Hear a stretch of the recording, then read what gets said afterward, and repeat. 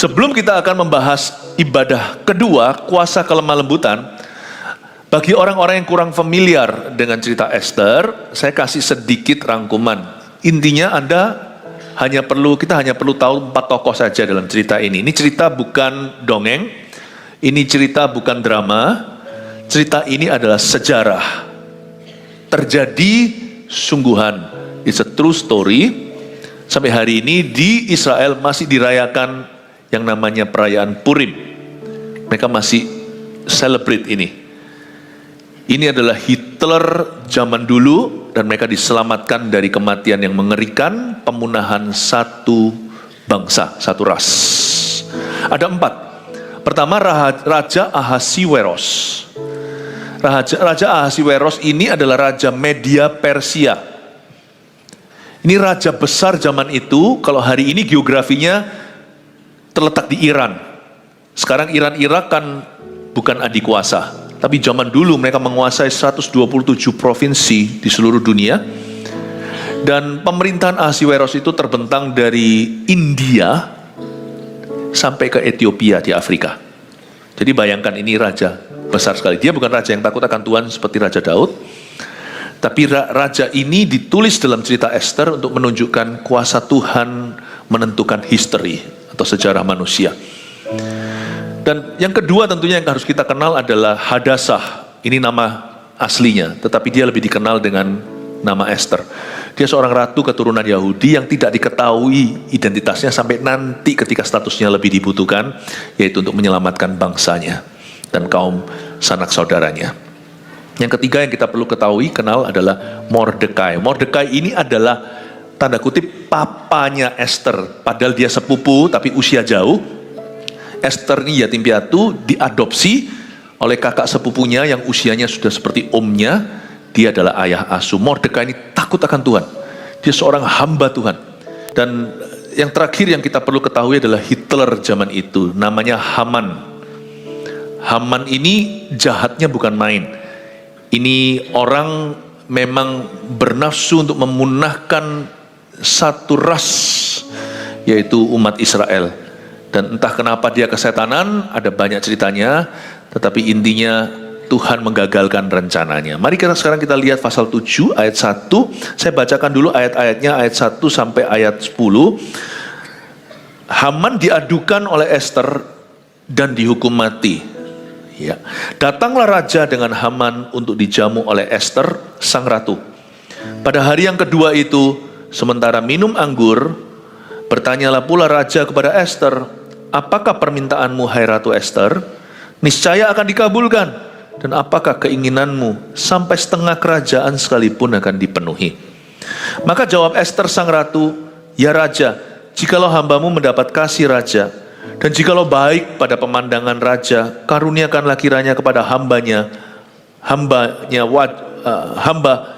nyawa hamba atas permintaan hamba, dan bangsa hamba atas keinginan hamba. Karena kami, hamba serta bangsa hamba telah terjual untuk dipunahkan, dibunuh, dan dibinasakan. Jikalau seandainya kami hanya dijual sebagai budak laki-laki dan perempuan, niscaya hamba akan berdiam diri. Tetapi malapetaka ini tiada taranya di antara bencana yang menimpa raja. Maka bertanyalah Raja Ahasiweros kepada Esther sang ratu, siapakah orang itu dan di manakah dia yang hatinya mengandung niat akan berbuat demikian? Lalu jawab Esther, penganiaya dan musuh itu ialah Haman, orang jahat ini. Maka Haman pun sangatlah ketakutan di hadapan raja dan ratu. Lalu bangkitlah raja dengan panas hatinya daripada minum anggur dan keluar ke taman istana. Akan tetapi Haman masih tinggal untuk memohon nyawanya kepada Esther sang ratu, karena ia melihat bahwa telah putus niat raja untuk mendatangkan celaka kepadanya. Ketika raja kembali dari taman istana di dalam ruangan minum anggur, maka Haman berlutut pada katil tempat Esther berbaring. Maka titah raja, masih jugakah ia hendak menggagahi sang ratu di dalam istanaku sendiri? Tatkala titah raja itu keluar dari mulutnya, maka diselubungi oranglah muka Haman, sembah Harbonah, salah seorang sida-sida yang di hadapan raja. Lagi pula tiang yang dibuat Haman untuk Mordekai, orang yang menyelamatkan raja dengan pemberitahuannya itu, telah berdiri di dekat rumah Haman, 50 hasta tingginya. Lalu titah raja, sulakan dia pada tiang itu. Kemudian Haman disulakan pada tiang yang didirikannya untuk Mordekai. Maka surutlah panas hati raja. Khusus ibadah 2, saya mau bicara tentang satu subjek, kelemah lembutan. Saya kasih judul, kuasa kelemah lembutan. Lemah lembut itu bukan hanya dengan umat manusia atau dengan tetangga kita. Lemah lembut itu bukan hanya terhadap orang. Kita harus memakai jalur lemah lembut kalau kita itu terhubung dengan Tuhan. Kuasa lemah lembutan itu luar biasa. Lemah lembut tidak sama dengan kelemahan. Lemah lembut tidak sama dengan weakness. Kelemah lembutan itu adalah satu sifat humbleness, humility, kerendahan hati. Esther ini ratu. Cerita dia jadi ratu itu sendiri dahsyat. Dia bukan ratu pertama. Negara itu, Media Persia, sudah punya ratu ke-1. Wasti namanya. Tapi Wasti ini agak sedikit seenak gua. Sedangkan Esther ini sifatnya penurut. Tuhan tidak panggil kita jadi yes man. Tapi Tuhan tidak suka orang yang suka memberontak. Pembangkang itu bukanlah DNA kerajaan sorga. Esther itu orangnya smart. Tapi deep down inside di dalam hatinya, dia itu punya satu sifat yang menjadi patokan kita sebagai orang Kristen, anak Tuhan, sebagai gereja, sebagai mempelai Kristus, mempelai wanita Kristus di atas muka bumi ini. We should be gentle. Dan kalau kita mau lemah lembut itu pertama-tama kepada Tuhan dulu. Karena Tuhan itu layak dihormati. Kita perlu renungkan selama ini bagaimana perlakuan kita kepada Tuhan. Tidak heran, malaikat kok seolah-olah tidak aktif dalam kehidupan kita. Wong kita kurang hormat sama juragannya. Kenapa sorga seolah-olah tidak membacking beberapa orang? Karena memang bagaimana sorga mau membacking orang-orang yang membelakangi Tuhan. Lemah lembut itu harus pertama-tama dipraktekkan kepada Tuhan dulu, karena Dia pencipta kita, lalu Dia adalah penebus kita. Dan kita diajari lewat cara Esther menghampiri tahta baginda, cara dia memperlakukan sang raja yang merupakan suaminya. Kita hari ini mendapatkan suatu cermin bagaimana kita harus menghadap kepada Tuhan. Saya tunjukkan kuasa kelemah lembutan itu luar biasa sekali. Sedangkan Haman itu pakai intrik dan trik. Esther itu smart, tapi dia tidak licik. Gak bisa lah kita lawan orang yang yang lika-likunya lihai.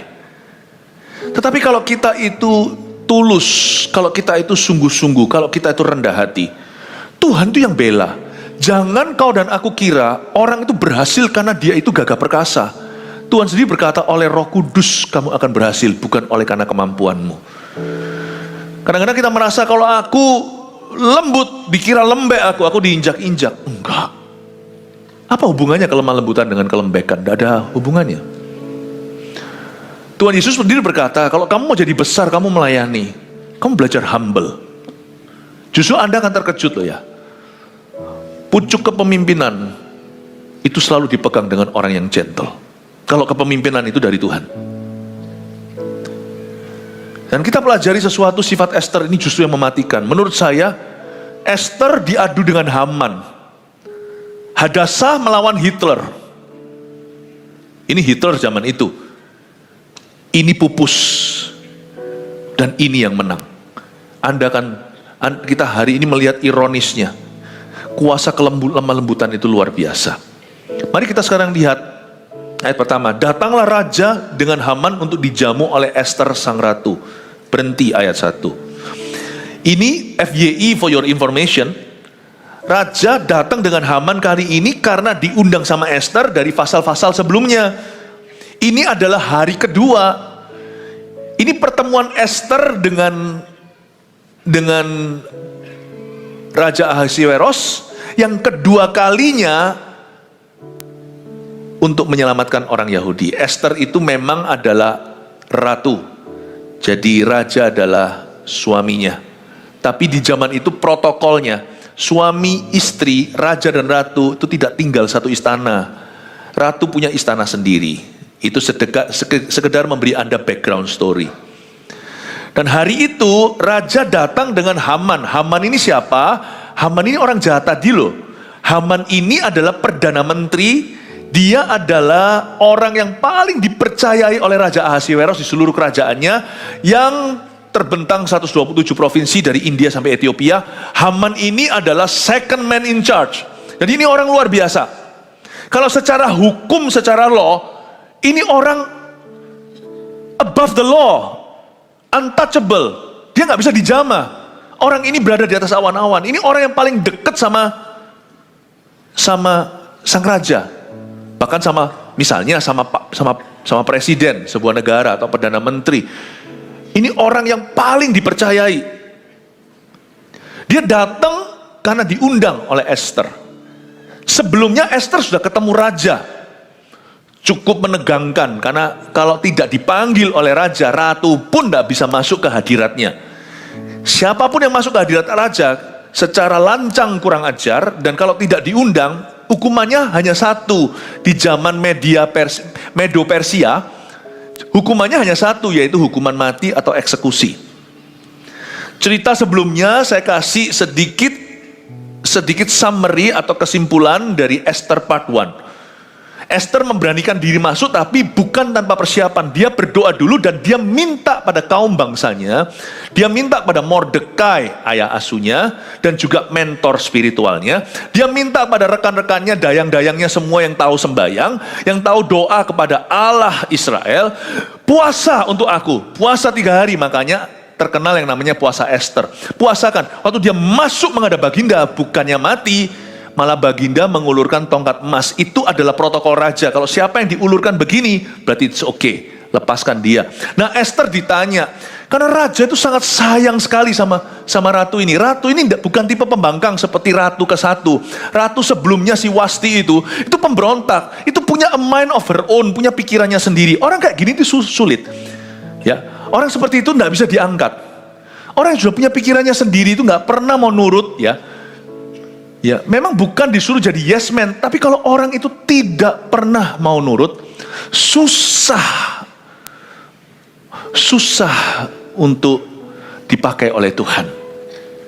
Jadi Esther ini disayang sama baginda karena sifatnya itu sangat sweet. Dia punya inner beauty, dia bukan hanya cantik, elok parasnya, tapi dia punya kecantikan di dalam dirinya. Kalau ratu sebelumnya itu mungkin jauh lebih cantik kali. Di Esther pasal pertama itu sampai dibanggakan, terkenal di 127 provinsi. Tapi Esther bukan terkenal karena kecantikan luarnya. Esther terkenal karena karakternya. If you want to be really handsome, you want to really be pretty, you want to be a champion, sungguh-sungguh a hero, starts from the inside. Mulai dari hatimu yang berubah, mulai dengan karaktermu yang menjadi seperti Kristus. Kalau kita mau jadi pemimpin yang handal, bukan dimulai dengan skill kepemimpinan, tapi dimulai dengan integritas yang tinggi. Apa yang kita katakan, itu yang terjadi. Apa yang di dalam diri kita, apa adanya. Itu yang membuat raja itu terpukau dengan sang ratu. Esther, ratu kedua ini sangat disayang. Diulurkan tongkat emas, biarkan dia berbicara. Lalu raja tanya, what can I do for you? Pertanyaan raja itu sudah 2 kali pertemuan mereka pertama hari sebelumnya. Apapun yang kamu minta, dear ratu, kuberikan kepadamu sampai setengah kerajaanku. Esther tidak buka mulut. Di pertemuan pertama itu, di singgasana raja, Esther hanya memberikan surat undangan. Raja, kalau raja berkenan, if you love me, kalau raja cinta sama saya, datanglah to my tea party. Luar biasa Esther ini. Esther menunjukkan pada kita sifat bangsawan. Sekalipun dia ini sebenarnya gadis dusun. Wasti itu mungkin itu adalah pernikahan politik, siapa tahu kan biasa tuh. Raja dengan raja itu raja dengan raja itu entah besanan atau sang raja mengawini salah satu lingkaran dalam, salah satu raja tetangga mengawini anaknya dan sebagainya. Itu biasalah pernikahan politik. Esther ini sebenarnya gadis biasa, gadis desa. Tapi justru karakternya, jangan banggakan margamu yang namanya sifat itu pilihan. Tak peduli kita itu asal usulnya, silsilah kita. Yang penting itu apa yang di depan kita. By the way, ketika Esther ini ditanya sama raja, lu mau apa? 2 kali pertanyaan. Kalau orang yang aji mumpung, panjat sosial, kalau orang yang suka menggali emas, gold digger, pasti langsung buka mulut minta sesuatu. Tapi Esther berkata tidak. Permintaannya dia simpan, saving the best for last. Kalau sekali orang kayak gini minta, pasti penting sekali. Jangan pernah kita merasa Tuhan itu keberatan kalau kita minta-minta. Tuhan tidak pernah keberatan. Cuman Tuhan itu dalam satu sisi serius orangnya. Apa yang kita minta itu kita harus serius pikirkan. Is it really important? Apakah itu sungguh-sungguh penting? Apakah itu hal-hal itu sungguh-sungguh mendesak? Karena Tuhan itu orangnya bukan hanya cengli sekali, orangnya itu sangat masuk akal. Orangnya itu sangat fair. Tapi Tuhan itu nggak pernah pelin-pelan. Jadi nggak ada yang namanya ngomong sama Tuhan tuh lata, oops sorry I didn't mean it, aku nggak bermaksud. No, kalau kita berdoa, doa itu memang harus apa adanya, tidak perlu fasih lidah. Doa juga nggak perlu terlalu ditata atau formalitas, bukan. Tapi doa itu nggak boleh berupa candaan. Sorry Tuhan, just kidding. When you pray in Jesus' name, you mean what you say. Waktu kita berdoa dalam nama Yesus, apapun yang kau doakan, bermaksudlah dalam doamu itu dengan sungguh-sungguh. Pikirkan betul. Esther tipe orang yang tidak latah. Dikasih kesempatan, lu minta apa? Dia berkata, nanti dulu aku undang raja ke pertemuan berikutnya. Jangan lupa, undangan ini ada 2. Satu untuk Baginda, satu untuk Perdana Menteri Haman. Aku minta datang. Raja semakin penasaran. Istriku itu mau apa ya? Istriku itu mau apa ya? Mungkin kalau raja ketemu dengan istri sekalipun mereka tinggal beda istana. Tapi kan mereka pasti tidur bersama. Waktu ketemu misalnya hari-hari itu. Raja tanya mungkin di ruang tidurnya. Lu mau apa sih? Kan sudah tidak di ruang rapat. Esther sangat konsekuen orangnya. Dan sangat konsisten. Dia berkata, tidak raja, tunggu besok kita ketemu di tea party-ku. Raja semakin gerah. Ada apa ya? Ada apa ya? Ini tidak bisa mewakili hubungan kita dengan Tuhan. Karena Tuhan Maha Tahu. Sekalipun Tuhan Maha Tahu, kita harus persiapan loh. Kita nggak boleh asal-asalan dengan Tuhan Yesus. Orang datang ke gereja itu harus persiapan hati. Nggak perlu pakaian baru. Tetapi kita datang itu juga sudah memikirkan. Kita mau datang ibadah. Ekspektasi kita apa? Kita datang sudah menata persembahan kita. Baik itu persembahan hati kita. Kita datang mempersiapkan diri. Jadi nggak gesa-gesa datangnya. Pulangnya juga terburu-buru. Aku datang juga. Dan demikian pula kalau kita berdoa. Kita mesti ingat apa yang kita doakan. Jangan setelah kita doa kita lupa. Banyak orang itu bersyafaat atau memohonkan sesuatu, tetapi versinya adalah versi doa makan. Berapa kali kita temukan, kita doa makan lalu kita lupa, tadi kita sudah doa, kita doa lagi. Nah, doa makan mungkin boleh ada toleransi. Tetapi kalau doa yang menyangkut keputusan kehidupan dan menyangkut juga nasib orang lain, apalagi doa demi keselamatan keluarganya, atau doa demi rencana Tuhan bagi pekerjaannya, atau doa supaya Tuhan urapi pelayanannya, nggak boleh asal-asalan. Anda mesti persiapkan, Anda harus ingat, tidak perlu ingat tanggalnya, bahwa Anda dan saya pernah mendoakan hal itu sebelumnya. Tidak boleh seolah-olah, oh lupa tadi sudah doa makan. Kita harus ingat, Tuhan tidak suka orang yang doanya itu careless. You want to know why? Just because he is king. Karena raja itu tidak suka yang namanya sorry, tidak ada. Kenapa dia raja? Kenapa dia bukan orang bawahan? Karena dia tidak lupa. Kenapa dia raja? Karena dia mulia. Raja itu punya satu sifat, wibawa. Dan Esther ini berkata, nanti kita ketemu. Nah, coba Anda lihat pada hari yang kedua ayat 2, sementara minum anggur bertanyalah pula raja kepada Esther, apakah permintaanmu, hai Ratu Esther?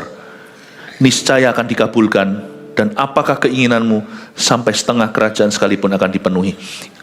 Ini di ayat 2 adalah pertanyaan raja yang ketiga. Pertanyaan yang sama, lu minta apa? Dan dengan janji yang sama, apapun keinginanmu, sang ratu, sampai setengah kerajaan sekalipun akan dipenuhi. Bapak ibu saudara, kita lebih daripada ini. Hak kita di dalam kerajaan sorga, karena kita adalah ahli waris bersama dengan Kristus. Haknya kita dalam kerajaan Bapa, kerajaan Tuhan, bukan sampai setengah kerajaan. Kunci kerajaan di tangan kita. Apa yang kita lepas di bumi terlepas di sorga. Pahami kalimat Yesus ini. Ini dahsyat. Ini nggak boleh kita terima cuma dengan casually atau dengan nyantai. Kita harus menerima ini dengan pewahyuan di hati. Tuhan berkata, bukan apa yang terlepas di sorga akan terlepas di hidupmu, tapi apa yang kau lepaskan di hidupmu akan terlepas di sorga. Kita inisiatornya. Tuhan tidak memberi kita sampai setengah kerajaan. Tuhan beri kunci kerajaan ke kita. Gila nggak kuasanya kita, otoritas kita? Makanya orang Kristen kalau jadi minder, itu sama dengan burung nggak bisa berkicau. Orang Kristen kalau minder, bahkan minder rohani, nggak percaya doanya sendiri segalanya, itu sama dengan seekor singa nggak punya gigi untuk makan daging. Bapak ibu saudara, kita itu dikasih kunci kerajaan sorga. Ya mungkin itu untuk para rasul saja, untuk para pendeta. Alkitab tidak berkata begitu. Alkitab berkata, barang siapa mengaku Yesus adalah Mesias, padanya di atas kesaksiannya itu berdiri kuasa kerajaannya. Apapun yang kau ikat akan terikat di sorga. Kita inisiatornya. Tuhan tidak memberi kita hak sampai setengah kerajaan. Kita lebih pangkat dari Esther di hadapan Yesus. Karena apa yang Yesus miliki, sampai seluruh kerajaan itu adalah milik kita. Pahami Bapak Ibu Saudara. Kita menjadi hak ahli waris bersama dengan Kristus di kitab Roma. Itu dengan kata lain, apa yang Yesus punya, punya kita. Apa yang dimiliki Yesus, milik kita. Ahli waris bersama itu berarti kepemilikan bersama. Oh asik bagi orang-orang yang serakah atau orang-orang yang tamak atau orang-orang yang nafsu berkata, yes berarti aku bisa apa saja kan? Pastor Philip berkata aku bisa apa saja kan? No, jangan lupa. Satu hal Tuhan tidak sharing sama kita. Listen to me. Tahtanya. Dia daulat dalam hidup kita. Makanya itu kita perlu lemah lembut di hadapan Tuhan. Itulah sebabnya jangan pakai Alkitab Bapak Ibu untuk menuntut Allah. Adanya Alkitab di tangan kita ini bukan supaya kita bisa memanipulasi yang Maha Kuasa. Alkitab di tangan kita ini sebagai roh pengenalan akan Allah. Jadi kita kenal sifatnya, kita kenal dia suka apa, nggak suka apa. Kita tahu dan diajari lewat teladan-teladan, bahkan pengajaran-pengajaran. Nggak tanggung lagi sampai teladan Yesus sendiri, anak Allah, atau Allah pencipta sendiri, dia memberikan pengajaran pada kita. Jadi Alkitab di tangan kita itu showing us the way, nunjukkan jalan. Bagaimana caranya kita terhubung dengan Tuhan. Kita diajari untuk mengenal Allah kita. Alkitab ini bukan dipakai sebagai mantra. Babi, bu, dan apa. Tuhan harus kasih yang gua mau. Whatever I ask. Ini ransomnya. Aku sudah sandera Alkitabmu di tanganku. Berikan yang ku mau. Berarti belum baca di Getsemani. Yesus sendiri pun berkata, bukan kehendakku yang jadi, tapi kehendak Bapa. Alkitab di tangan kita itu bukan untuk mencekik Tuhan. Karena itu jangan punya roh yang menuntut pada Tuhan. Sekalipun itu berupa janji. Don't forget, the greatest revelation in the Bible, pewahyuan terbesar dalam Alkitab itu bukan janjinya Allah. Tapi Allah. I am. Saya ulang, pewahyuan terbesar dalam Alkitab itu bahkan bukan janji Tuhan. Tapi Tuhannya. I am God. Akulah Allah. I am who I am. Akulah aku. Ketika Musa tanya, siapa namamu? Dia berkata, kamu bahkan tidak berhak untuk bertanya siapa namaku. I am who I am. Aku adalah aku. Yesus berkata, before Abram, I was. Sebelum Abraham, aku ada. Lalu bagaimana caranya dong kalau kita mau menghampiri Tuhan? Dengan kelemah lembutan. Coba katakan dengan kelemah lembutan. Dengan lemah lembut. Datang ke Tuhan itu dengan repentance, dengan pertobatan. Datang dengan Tuhan kalau kita pengkhotbah, ini ditulis oleh raja terbesar, lebih gede dari Ahasiweros, namanya Salomo. Dia berkata, kalau kita menghampiri Tuhan itu tidak dengan banyak berkata-kata, banyak mendengar, menghampiri Tuhan dengan takut dan gentar. Itu bahasanya Paulus, layani, kerjakan keselamatanmu dengan takut dan gentar. The best way to approach God's throne is through gentleness. Cara terbaik untuk menghampiri tahta Tuhan itu adalah dengan gentle, dengan lemah lembut. Amin Bapak Ibu. Kalau kita mau ngomong soal agama, maka pengajaran seharusnya seputar perbuatan baik. Tapi kalau kekristenan bukan sekedar sebuah agama, tapi jalan ke Tuhan, maka hari ini di khotbah saya harus fokuskan dan melengkapi Anda, agar Anda tahu bagaimana berkomunikasi dengan Yang Maha Kuasa. Bukankah khotbah ini tujuannya hanyalah mengarahkan mata? Kan bukan ke sini. Aku membuka tali sepatunya pun tidak layak. Menunjuk pada anak domba Allah. My job, tugas saya hari ini adalah untuk menjodohkan Anda dengan Yang Maha Kuasa. Saya jadi orang tengah. Orang tengah bukan yang cuan kanan kiri, tapi orang tengah yang mewakili ke sini, dan dari sana, dari sebelah sini, sisi sini, dari sana saya mewakili. Ya, meskipun ini dibanding dengan itu produk asli, bukan produk asli, glory. Ini hanyalah suatu cermin aja, atau untuk merefleksikan sesuatu yang saya tunjukkan. Semoga Anda bisa semakin rindu kepadanya, semakin ingin untuk mengenalnya. Dari sisimu saya berdiri untuk mengajari. Guys, gini loh caranya. Sini, seperti seorang koko kepada adiknya. Tak ajari, papa itu sukanya apa, papa nah sukanya apa. Tujuan daripada kita beribadah adalah supaya kita mengenal Dia. Bukan supaya kita itu diberkati, bukan supaya kita dapat yang kita mau, bukan supaya kita feel good, tapi supaya kita benar-benar mengenal Dia. Dan salah satu poin yang saya mau bagikan di minggu hari ini, minggu pilihan, adalah kelemah lembutan. We ought to learn how to approach Him with humbleness and gentleness. Kita selalu menghampiri Dia dengan lemah lembut dan dengan rendah hati. Dan kita belajar dari Esther di ayat 3. Maka jawab Esther sang ratu, ya raja, jikalau hamba mendapat kasih raja. Esther appeal.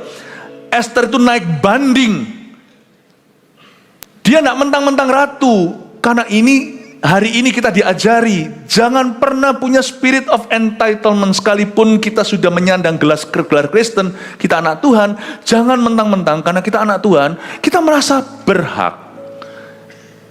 Orang-orang yang bisa kecewa sama Tuhan adalah orang yang merasa berhak dan menuntut Allah.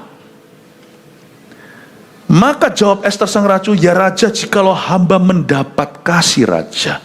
Jangan lupa konteksnya. Esther dan bangsa Yahudi, Esther sendiri orang Israel, akan dipunahkan, mau dibunuh sama Haman. Dia bisa aja teriaknya beda. Lo raja, aku lo ratu, ada yang mau bunuh aku nih ratu. Kalau dia pamerkan statusnya, aku ratu, lo berani, lo gak tahu gua siapa, Tuhan tidak akan iba, raja tidak akan tolong dia. Raja justru akan melihat belang dan warna aslinya. Lo kok kamu gini? Tapi Esther tidak lewat jalur itu. Dia lewat jalur mercy. Dia lewat jalur kemurahan hati baginda. Dia lewat jalur belas kasih. Dia berkata, maka jawab Esther sang ratu, ya raja, jikalau hamba mendapat kasih raja. Jalur personal. Dan jikalau baik pada pemandangan raja, jikalau ini menurut kehendakmu baik ya raja. Dia kasih wewenang itu ke Tuhan. Ya, tuannya ini bukan Tuhan. Kalau kita pada Tuhan kita, dia kasih wewenang itu kepada tuannya. Kalau ini kehendakmu ya raja. Dan jikalau if you love me, dia tidak tampilkan diri sebagai ratu, tersinggung. Ini Haman ini ya ngaco, tahu enggak? Dia mau bunuh orang Israel, dia nggak tahukah? Aku orang Yahudi yang dibunuh kan ratu. Dasar orang ini lalu berantem sendiri, lalu mulai jambak-jambakan dengan si Haman. Betapa banyaknya pelayan-pelayan Tuhan, orang-orang Kristen, anak-anak Tuhan berantem di antara mereka. You know, that's the easiest way to lose God's favor. Itu cara termudah untuk kehilangan perkenanan Allah. Ya, kalau kita cakar-cakaran, darah kita lalu tarik-tarikan rambut satu sama lain sampai rambut wignya lepas. No. Esther memilih untuk tidak bergelut. Dia merasa aku tidak di level itu. Dia naik banding ke rajanya. I appeal to your love.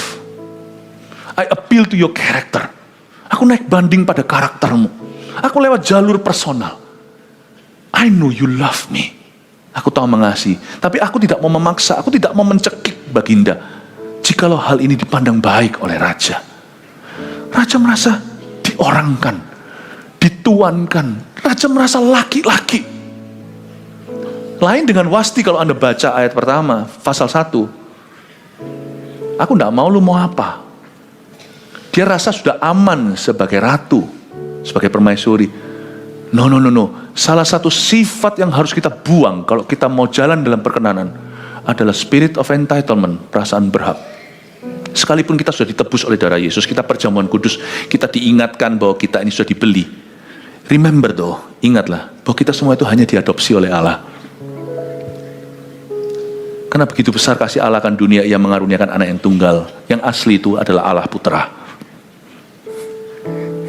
Kita ini kan hanya adik-adiknya Yesus gitulah ya ceritanya. Di hadapan Bapa.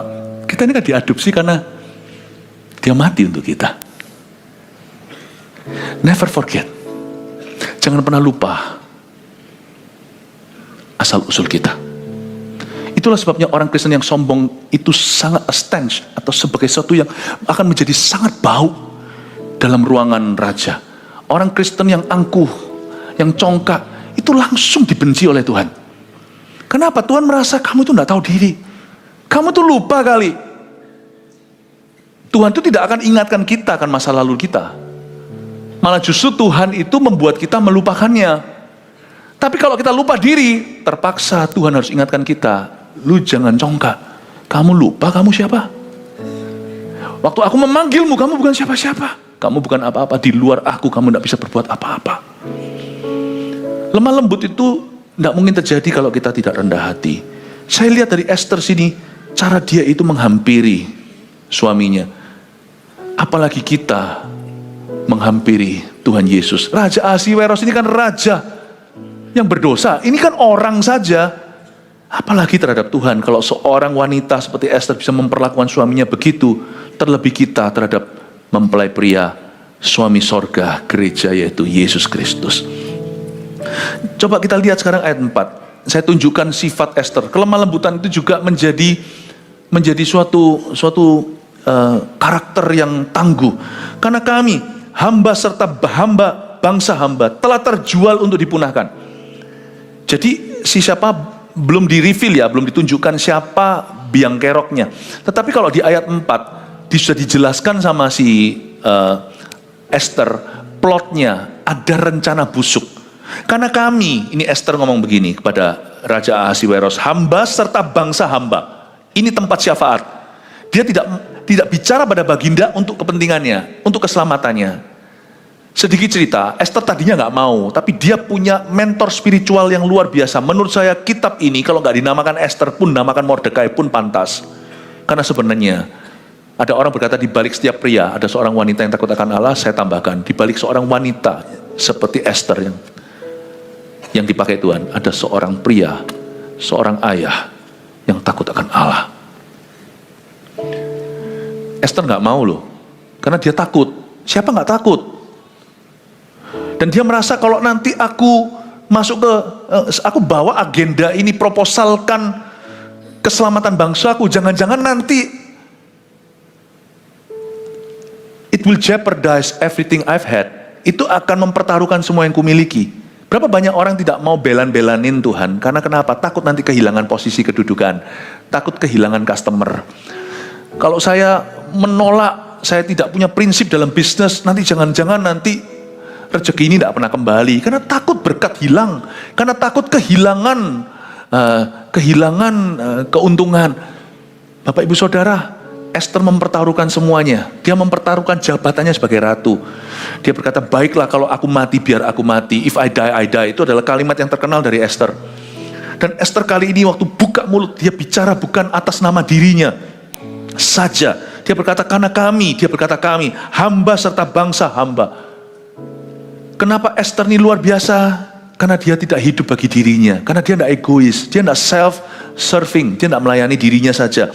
Dia berkata, karena hamba serta bangsa hamba. Dia bawa bangsanya. Dia bersyafaat. Ini adalah intisari syafaat. Orang mau tahu orang itu hidup untuk apa? Gampang. Coba cek agenda doanya. Kalau yang dia doakan dia melulu. Kelihatannya orang itu masih hidup bagi dirinya. Lu tetap harus ada ruang untuk mendoakan bagi dirinya. Wong Esther juga berkata, karena kami, itu kan include dirinya. Hamba serta bangsa hamba, kan ada kata hamba di sana berarti menunjuk pada dirinya sendiri. Tetap ada tempatnya untuk kita berdoa bagi diri sendiri. Tapi kalau melulu kita doa hanya untuk itu, pertanda kekristenanmu belum maju-maju. Nggak peduli kalau kita itu sudah jadi orang Kristen 40 tahun. Kemajuan kita nggak bisa dihitung, ditakar dengan tahunan. Tapi harus ditakar dengan perubahan. Kalau yang kita doakan, kalau Anda mau kenal dirimu sendiri, mau tahu siapa Anda, sejauh apa Anda ikut Kristus, gampang. Lihat doamu itu tentang apa sebagian besar. Kalau semua tentang your business, then I think you're still a baby Christian. Masih Kristen yang bayi. Kalau kita hanya berdoa bagi diri kita sendiri, tetap ada ruang untuk mendoakan diri sendiri. Tetapi kalau itu melulu, pratanda bahwa kita belum maju dalam iman kita. Coba lihat ya, karena kami hamba serta bangsa hamba telah terjual untuk dipunahkan, dibunuh dan dibinasakan. Raja mulai terbelalak, ada apa ini? Masa terjadi begini? Masa di belakangku terjadi semua ini? Aku kok nggak tahu. Raja ini kan sudah masuk dalam sudah diperalat sebenarnya raja ini. Jikalau seandainya kami hanya dijual, perhatikan kalimat ini dahsyat. Jikalau seandainya kami hanya dijual, kata Esther, sebagai budak laki-laki dan perempuan, niscaya hamba akan berdiam diri. Tetapi malapetaka ini tiada taranya di antara bencana yang menimpa raja. Dia berkata, raja, there is a plot behind you. Ada sesuatu persekongkolan di balikmu. Ada suatu rencana busuk yang melibatkan sebagian pendudukmu. Aku dan umatku, kami hendak dibinasakan dan dibunuh. Jikalau seandainya kami hanya dijual jadi budak, niscaya aku akan diam. Bahasa Jawa Tengah, diam wae. Ini luar biasa ya. Ini menunjukkan karakter seseorang. Esther berkata, kalau hanya sampai aku dijual jadi budak pun itu fatal. Dia berkata, aku akan diam. Berarti orang ini tidak sedikit-sedikit aduh. Dia bukan tipe orang yang senggol bacok. Pertanyaan sekarang lagi, kalau kita mau tahu kekristenan kita, ya, lawan kata lemah lembut itu bukan kasar. Catat, lawan kata lemah lembut itu angkuh. Karena orang yang rendah hati pasti lemah lembut 100%. Udah pasti. Gak percaya? Makan jerohan, makan ini gitu. Nanti gak usah diimani.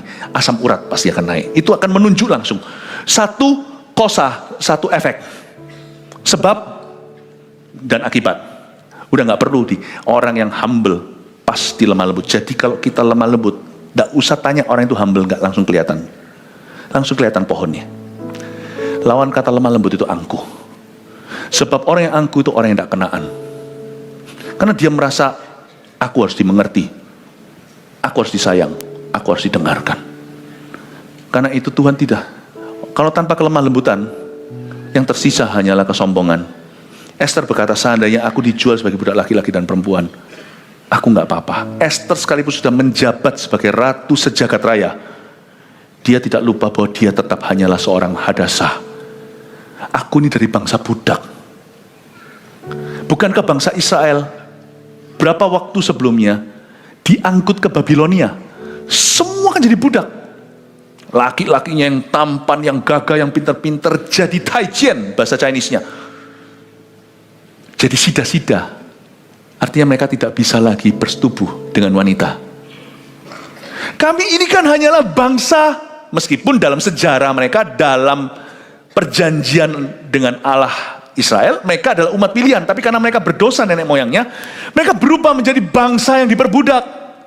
Dulu dikeluarin dari Mesir, akhirnya jatuhnya ke tangan orang-orang Babilonia.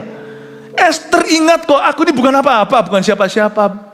People don't have to understand us. Tidak perlu aku disayang, tidak perlu aku dipromosikan. Aku tidak berhak atas sesuatu. Ini adalah suatu seni yang sudah dilupakan oleh banyak orang. Banyak orang Kristen, tak terkecuali sampai orang-orang di taraf tertentu. Bahkan di dalam kepemimpinan, pendeta pun bukan perkecualian. Full timer juga bukan perkecualian. Kadang-kadang kita jadi lupa bahwa apa yang kita lakukan ini adalah panggilan Tuhan. Aku tidak usah dibayar untuk ini. Tidak usah satu orang pun yang kulayani berkata thank you to me. Kalau itu panggilan, kita harus ingat, hai Hadasa, kita selamanya Hadasa bukan Esther. Kalau kita menjabat, kita punya posisi, kita punya pengurapan, jangan membuat kita lupa siapa kita sebenarnya. Kita tetap adalah Hadasa, gadis dusun itu. Saya ingat kenapa Tuhan panggil saya dalam pelayanan. Karena saya waktu itu berjanji, saya merasa kotor sekali waktu saya bertobat terima Tuhan puluhan tahun yang lalu, 30 sekian. Saya di depan sana berkata, orang kayak aku gini, patutnya mati saja. Tapi Tuhan berkata, tidak, hiduplah untuk aku. Sejak hari itu, saya cetuskan, dan karena Tuhan memanggil saya jadi seorang hambanya. Jadi seorang pemberita Injil. I don't do this. People will thank me and appreciate me. Aku udah lakukan ini supaya ada orang kasih saya money. Penghidupan tetap perlu. Pengelolaan, gaji, salary. Tapi bukan itu, saya tidak akan pernah lupa. It's not that I pursue. Bukan itu yang ku kejar. Dalam pelayanan juga sama. Spirit Hadasa ini harus Anda tangkap. Harus lemah lembut dalam ministry. Ingatlah kalau Anda lagi mengasyir, tiba-tiba kalau ada orang membentakmu, yang pasti itu pasti bukan jemaat GMS, orang baru. Ingatlah, tanggalkan statusmu. Ingatlah, you do this for Jesus. Ya, dan dengan sama juga dalam hidup kita hari ini. Jangan kita orang yang tidak kenaan. Esther ini bukan tipe-tipe yang sedikit-sedikit langsung adu, dikit-dikit adu. Orang yang mengadu terus-menerus, lama-lama suatu hari ketika dia bawa sebuah keluhan ke sorga, sorga nggak percaya. Simpanlah keluhanmu untuk syafaatmu. Mengaduhlah untuk orang lain yang Anda doakan. Supaya suatu hari sebelum adu, malaikat sudah datang melayanimu. Anda mau tahu? Kita mau tahu kita ini orangnya seperti apa, sejauh apa? Apa yang memprovokasimu? Apa yang memprovokasimu speaks a whole volume about you. Ada orang yang tersinggungan. Ada orang yang begini-begitu. Gak tahu. Ada orang yang misalnya tidak disapa saja. Ada orang, saya tidak tahu, saya tidak bisa tahu sendirilah. Contoh-contohnya gimana, masing-masing sesuaikan dengan kehidupanmu. Tapi mau tahu kita itu seperti apa, lemah lembut atau tidak, seperti Kristus atau bukan. Bukan teori, bukan doktrin saja, bukan teologi kita. Itu Farisi. Mau tahu kita seperti apa? What provokes you to anger? That's who you are.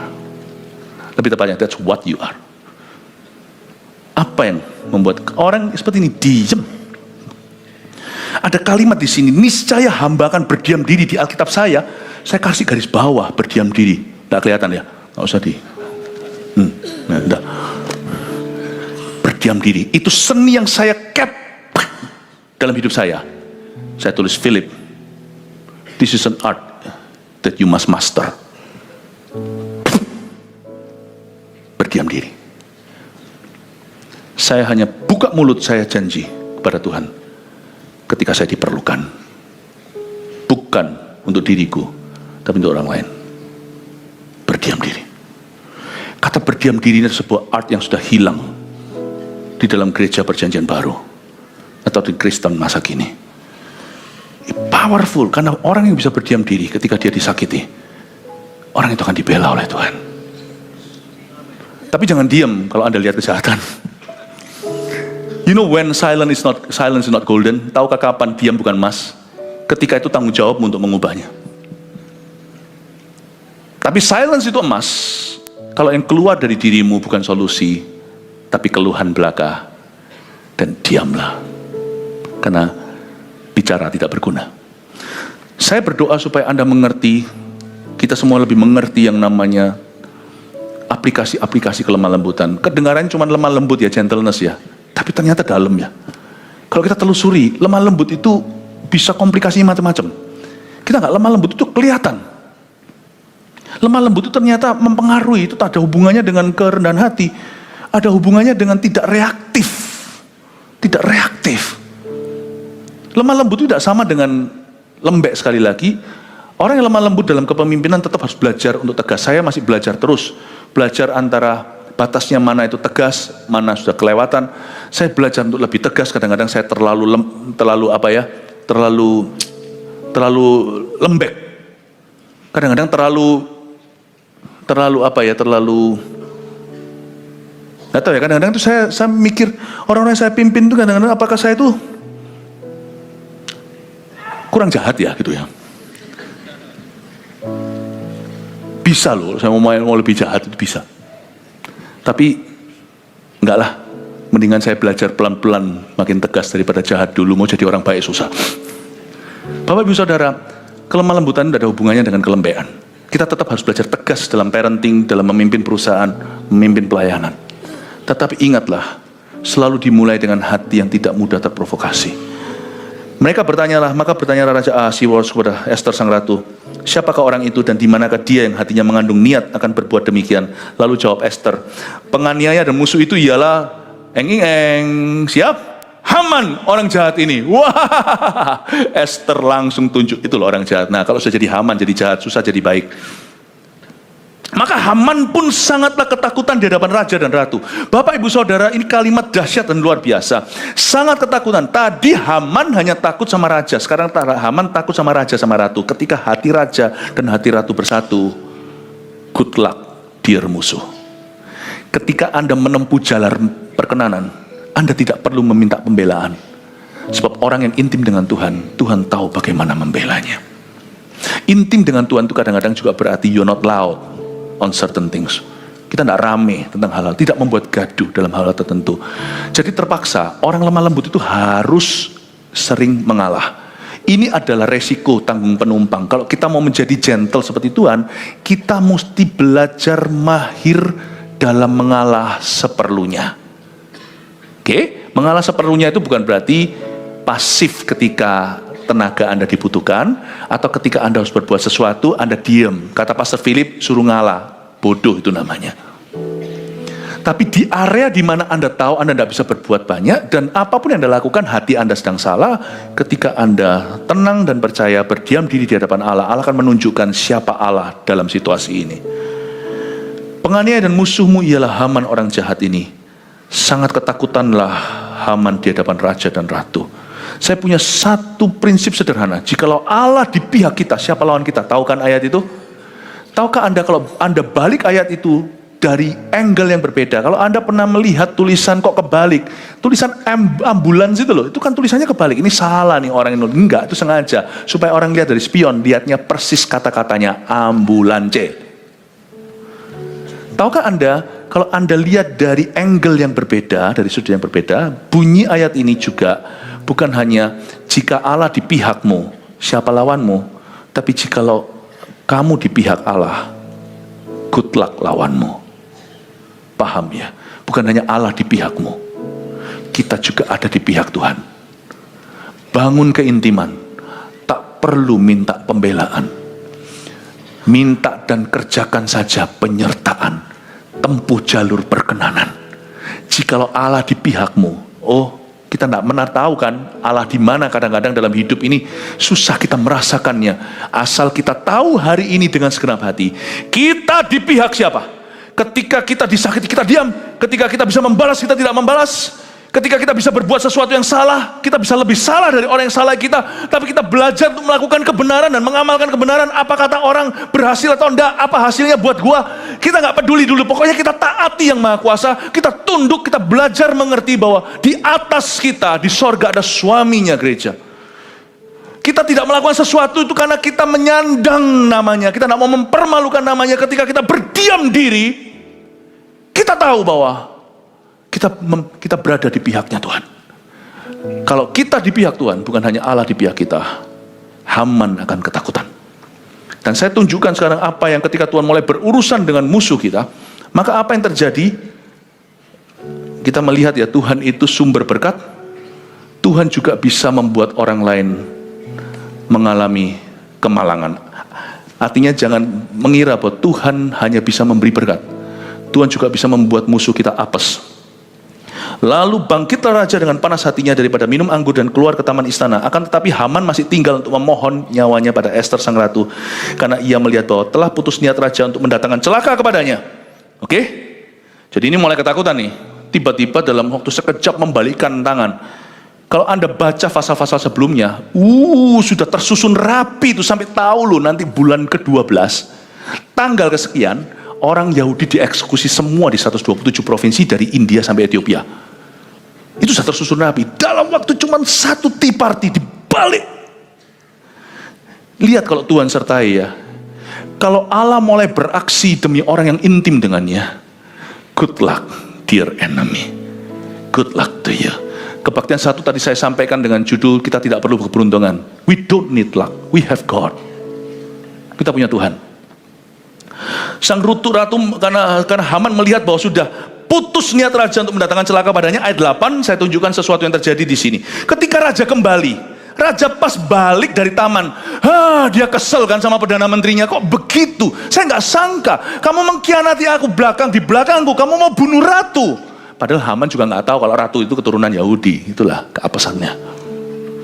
Waktu dia pas balik, raja kembali dari taman istana dalam ruangan minum anggur, maka Haman berlutut pada katil. Garis bawahi kata berlutut pada katil, tempat Ester berbaring. Maka titah raja, masih juga ia hendak kali ini menzolimi atau melecehkan istriku sendiri dalam istanaku. Tatkala titah itu keluar dari mulutnya, maka diselubungilah orang muka Haman. Perhatikan, ketika raja pas lagi kesel-keselnya keluar, don't know what to do, karena dia sekarang terhimpit antara satu sisi ratu, satu sisi lagi perdana menteri. Ketika dia keluar hendak menghirup udara segar, kesel aku, marah sudah naik pitam. Oke, aku masuk mau diskusi, apa solusinya? Mungkin bisa berdamai atau apa. Pas lagi masuk ke dalam, mungkin ada solusi, suruh minta maaf kayak atau apa.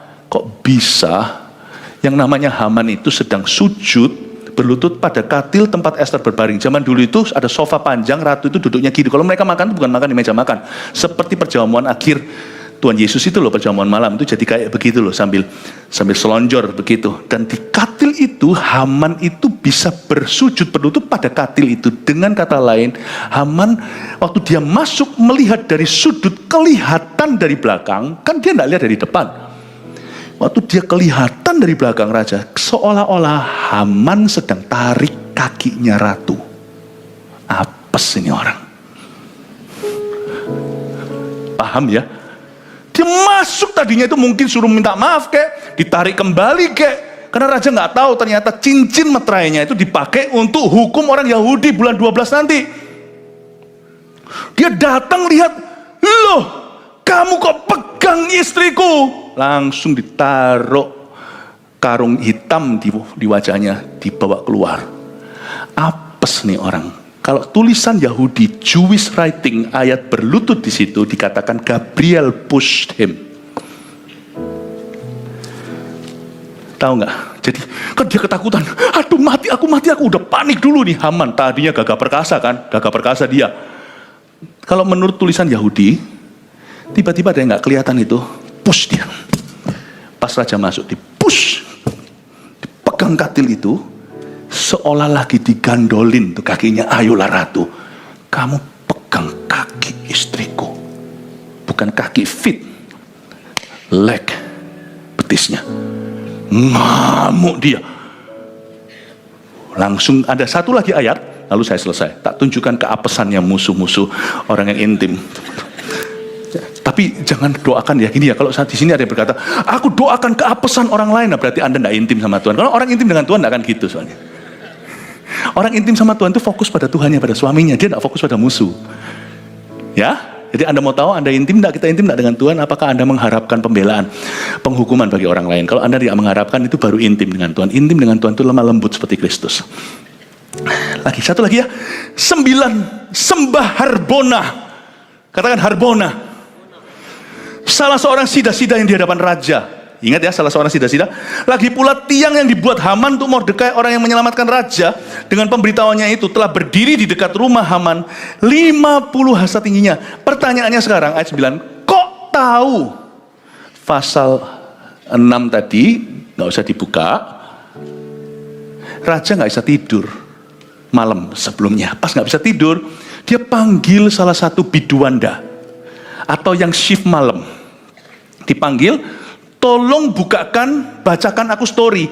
Tapi raja kan ningrat, dia nggak bacanya dongeng majalah, dia minta dibacakan kitab pencatatan sejarah. Jadi raja itu punya perpustakaan.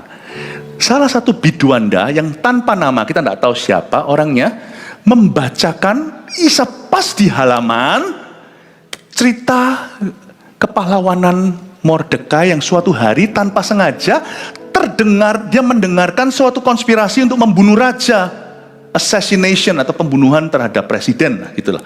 Dia dengar itu, dia sampaikan ke istana. Ditangkaplah 2 orang namanya Bigtan dan Teres, kalau nggak salah, Bigtan dan Teres ditangkap. Dan itu raja nggak tahu menau, mungkin raja lagi sibuk perang, raja lagi sibuk membangun. Nah, dari pembacaan itu kan raja bukan mau belajar history. Jadi benar-benar stylenya adalah bang itu jendela bawah. Nggak tahu ya sudah. Dia cuman asal buka kayak orang baca Alkitab, nggak punya sistem itu loh. Bacanya buka Yesaya, buka sampai Mazmur, buka sampai tes. Nggak tahu pokoknya saat bukanya.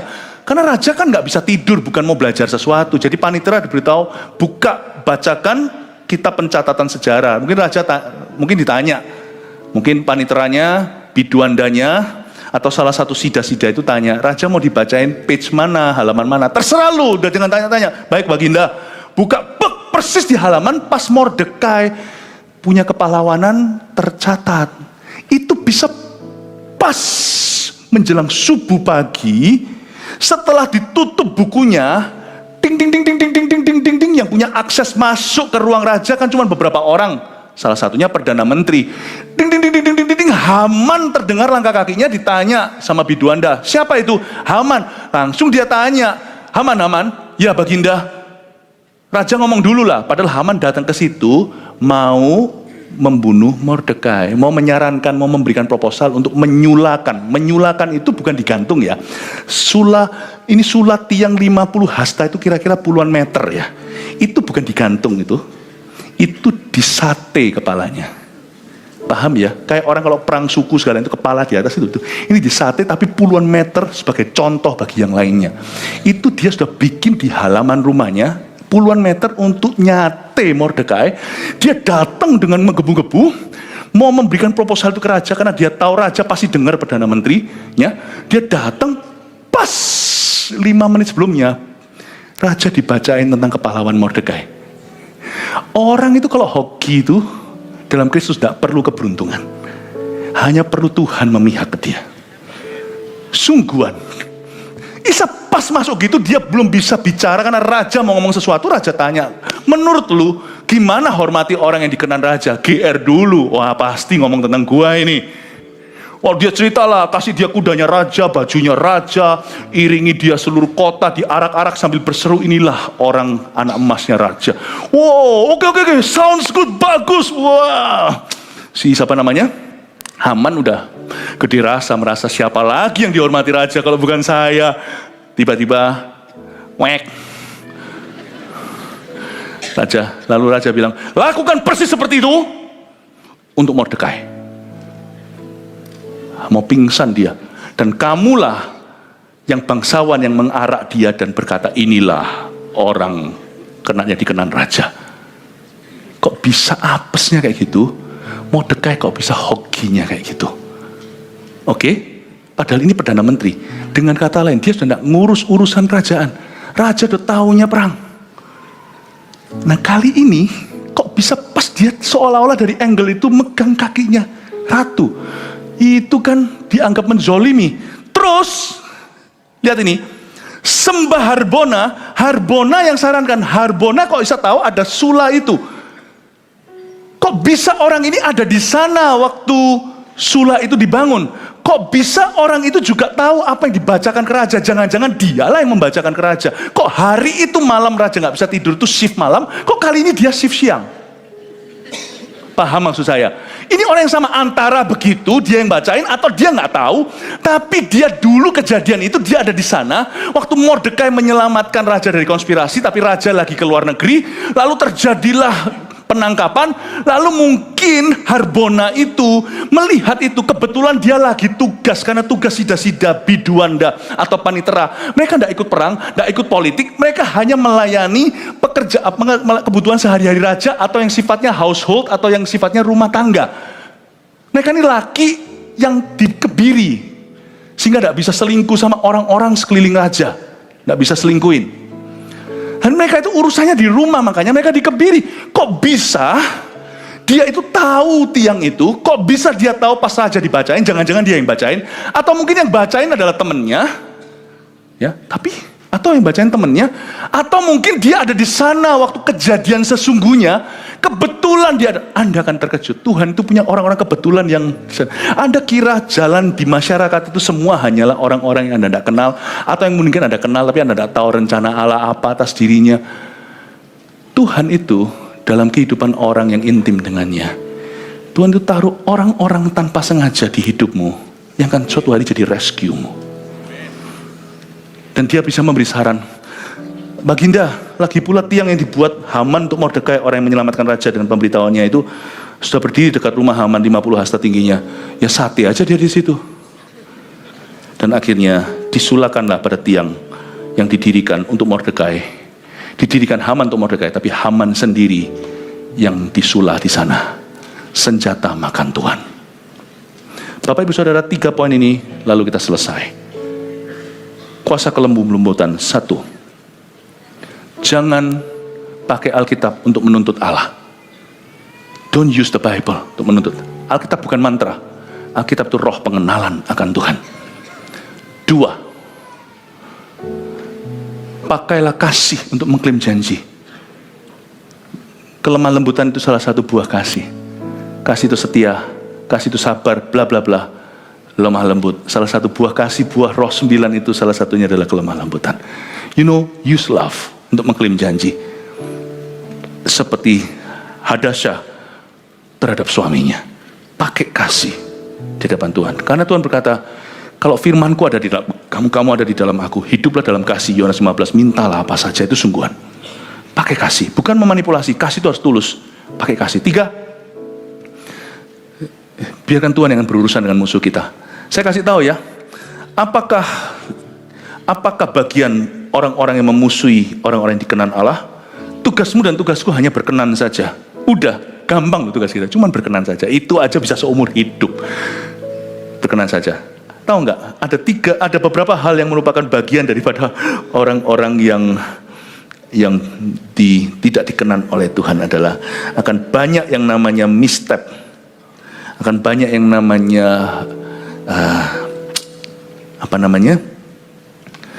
keapesan dalam bentuk kebetulan-kebetulan yang dirancangkan untuk menjatuhkan dia. Misstep itu apa? Salah langkah kaki. Temponya itu selalu nggak tepat. Selalu ditemukan di tempat yang salah, ketemu orang yang salah, di waktu yang salah, di saat yang salah, untuk tujuan yang salah. Tapi berbahagialah orang yang intim dan dekat dengan Tuhannya. Karena orang itu tidak mulus jalannya, masalahnya 1001.